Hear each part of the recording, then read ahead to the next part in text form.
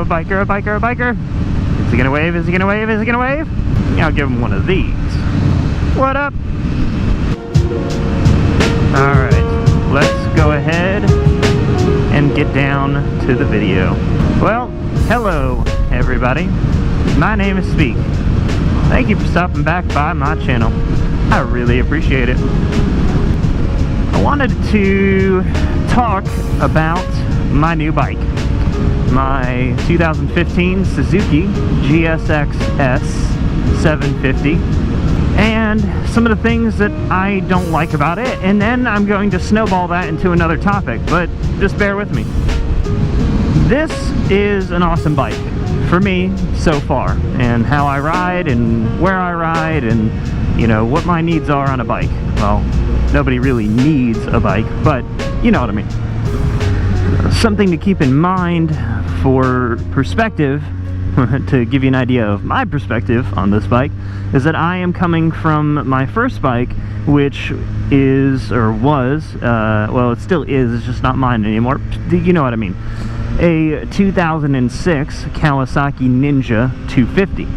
So the 250 was a great first bike, and I am one of those believers that you should get a lower power bike for your first bike.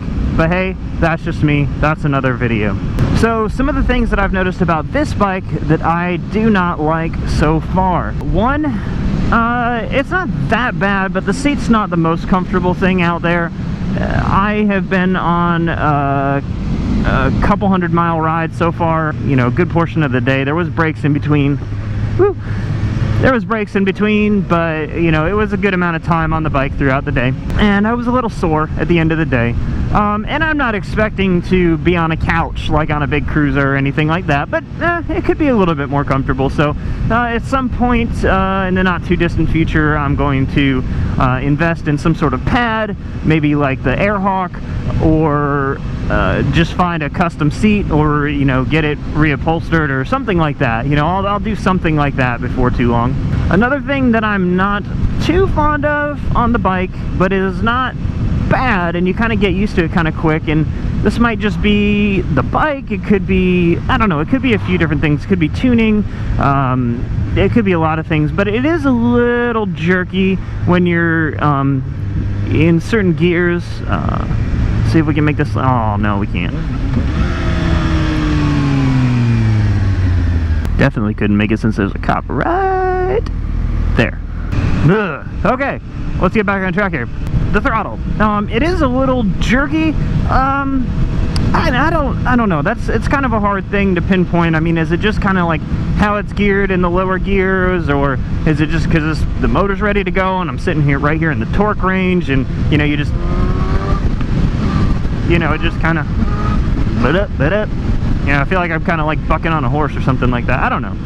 It could be me. Yeah. So it's not like a huge deal, and I'm actually getting kind of used to it now. Obviously, having a bike with 5 times as much horsepower as my previous motorcycle is kind of nice, or 4 times, whatever, you know, a lot more, and about 5 times as much torque. That's pretty awesome. There's not that much that I don't like about this bike, honestly. I'm just having a blast on it, and man, some of that really could just be because of what I came from, you know, because I had a Ninja 250, which is just a budget beginner, you know, bike. It was an 06 model, so it was actually still carbureted. You know, I mean, that's not much of a comparison compared to this. This thing looks freaking amazing. You know, it's actually got real, you know, bike tires on it. Real bike, get it? But you know, it's got proper sized tires on it, so it handles really well in the corners. It's got, you know, reasonable suspension, reasonable brakes, you know, reasonable power. You know, this is just a good, reasonable, naked sport bike, or naked standard, or naked sport, whatever you want. I don't know what they're called, but whatever. It's a naked bike. I just like saying naked. Naked! But that kind of leads me into another thing about this bike that goes way off topic really, really fast.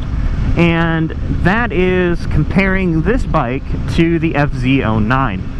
So the FZ09 in the naked, you know, market right now, in really the FZ07, if you want to lump them together, they are absolutely dominating right now, and there's no denying that.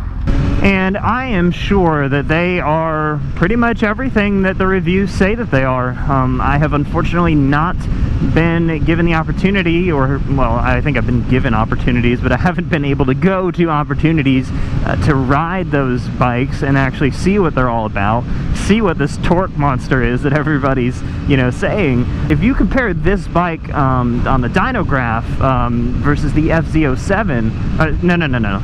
This bike versus the FZ09, you will find that the FZ09 just is above it all the way across the entire rev range, and especially off idle torque.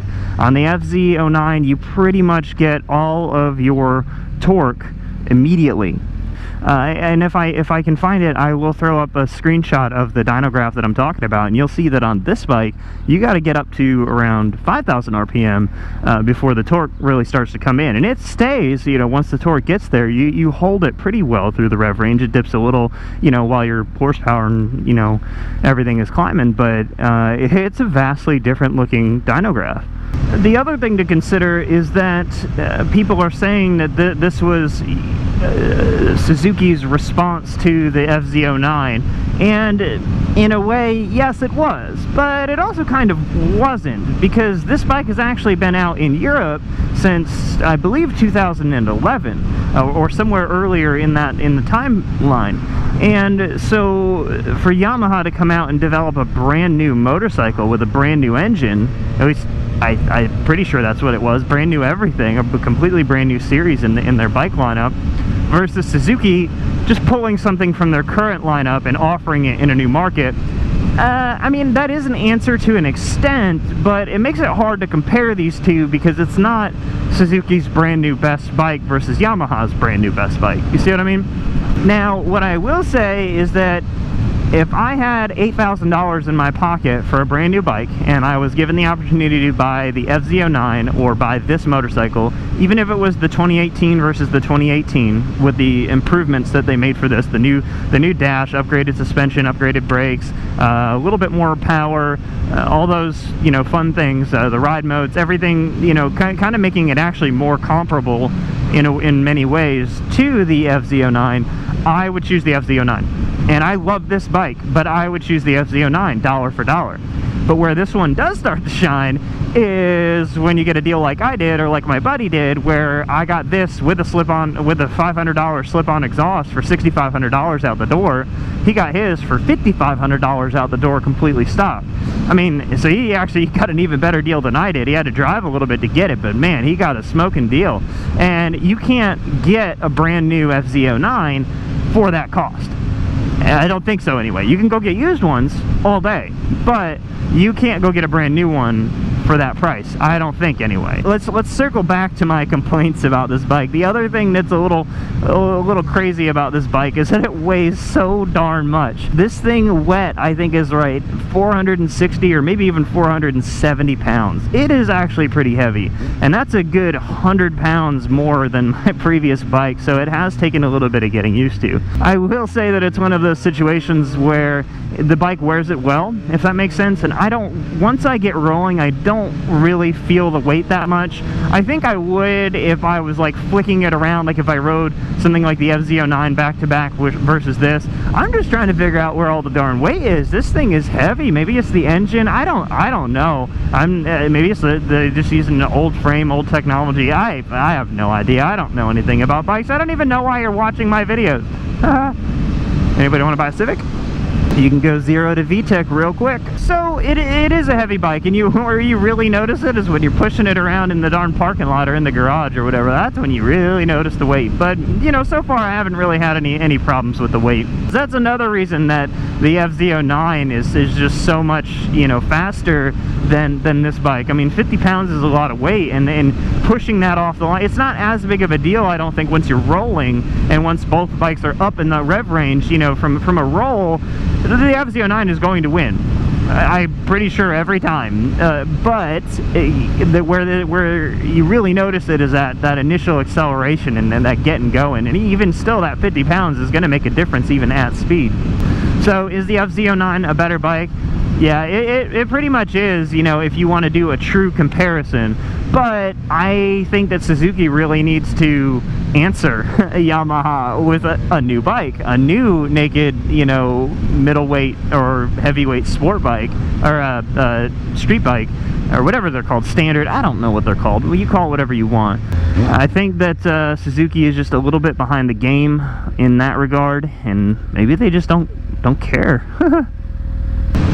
But I will say this, please do not mistake this for a slow bike. It is still pretty quick, in my opinion. It does still make about 100 horsepower to the rear wheel. It does still have in the 50-something range for torque. It's fast, but you do have to get it up in the revs a little bit. It really starts to scream up in the higher revs. You know, you gotta, I mean, even right here at, what am I, 4,500 RPM in 4th gear, I mean, I can, you know, it'll go, but I mean, it's not that wheel lifting, you know, punch you in the face that the FZ has. Maybe that's kind of a good thing. This also does not have any ride modes or traction control or anything like that. Maybe it's actually kind of a good thing that it has a little bit of a delay in that torque and a little bit of a delay in building that power, because it makes it so that you're not going to get into quite as much trouble potentially down low or off idle, or, you know, going around the corner and stuff. In the end, I think that this is a great bike, and the main reason that I'm so happy with it is the price that I paid, that it was significantly lower than MSRP. I know I got a couple-year-old bike and everything like that, but it's still miles above what I was riding. I'm comparing it to what I have ridden. I'm comparing it to what are, you know, or looking at what my needs are for a motorcycle, looking at what I think looks good and all that kind of stuff. I do like how this bike looks at the end of the day. I think that it looks good. It's funny, to the untrained eye, a naked sport bike and a regular sport bike and the different cruisers and stuff, like you ask somebody to picture one and they're just gonna have one blank or one generic picture in their mind, but then you get people like arguing endlessly about, hey, you know, this bike looks better than that one or whatever, and it's like, they're all naked bikes, they all look the same. But whatever. This has probably turned into a really long video. I apologize for that. I might have to reshoot this or cut a bunch of stuff out, but we'll see. If I'm on a roll, though, I'm on a roll, so we'll just go with it. Anyway, I really appreciate you guys coming by, checking out the video, and I hope to see you again soon.